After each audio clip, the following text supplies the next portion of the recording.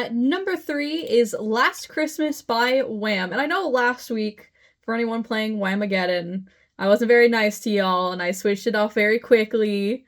So this week, I'm not going to be doing the same thing because if you have survived through this point without listening to the song, I props to you. Props to you. I'm not going to do you like that. Also because I have a science fact for this song, so I can't really do that if I wanted to anyways. So, for the science fact about this one was kind of like an interesting one. It's like, how do you have a science fact about Last Christmas? Well, what this is about what is nostalgia, and kind of some of the science behind nostalgia. So, when you think back to things that has happened in your life, a lot of the time what you are remembering is not what actually happened. And that is because it's very hard to remember everything, and there's only very specific people that are able to do that. Instead, typically what you are recalling is more of the emotional state that you were in at that time of what you are trying to remember. And even with that, your brain can distort that based on other information of other kind of like emotional state. It's really based on emotions for most part. But your brain is kind of biased. So if you're thinking back to your childhood, like, oh, I miss my childhood, your brain's gonna make it possibly appear a lot like probably a lot happier than what you actually were at that time. And this can really change all of the how you see things.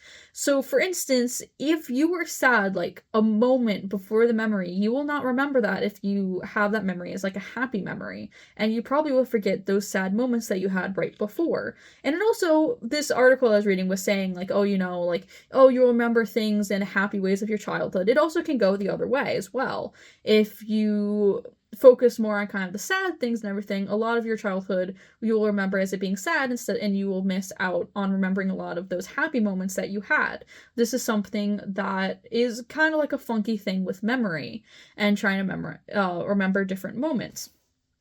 But one thing that is kind of interesting is, according to Erica Hepper, who is a psychologist at the University of Surrey in England, apparently nostalgia and how much nostalgia you have varies with your age. And young adults actually are the ones that tend to have the most nostalgia.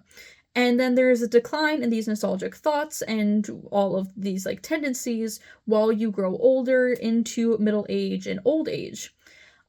Which, it does kind of make sense because when you're a young adult, things do kind of, there's a lot going on. You're in college, or you're just starting your job, or you're starting a family, and there's so much that's happening that, yeah, you're probably going to look back and be like, oh, the simpler times. The number of times I've heard people say that.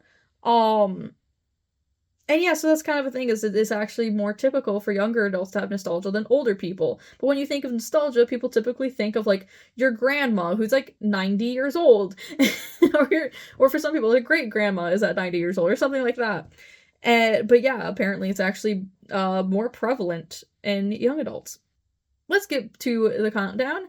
Number 3, again, is Last Christmas by Wham.